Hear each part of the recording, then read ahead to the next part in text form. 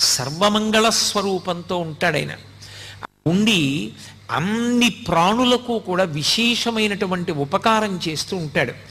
అంత గొప్పగా పరమశివుడు వెలిసినటువంటి క్షేత్రం అరుణాచలం. మనం ఎక్కడికైనా శైవ క్షేత్రానికి వెడితే ఆ శివాలయంలో ఉండేటటువంటి శివలింగం ఏది ఉంటుందో దాన్ని మాత్రమే ప్రధానమైన శివస్వరూపంగా భావన చేస్తాం.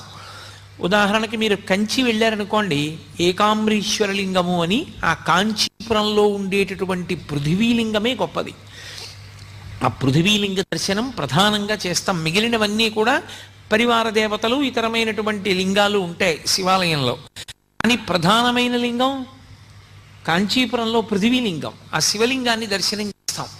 అరుణాచల క్షేత్రం దగ్గరికి వచ్చేటప్పటికి మాత్రం ఒక్కడే శివుడు అరుణాచలంలో ఉన్నటువంటి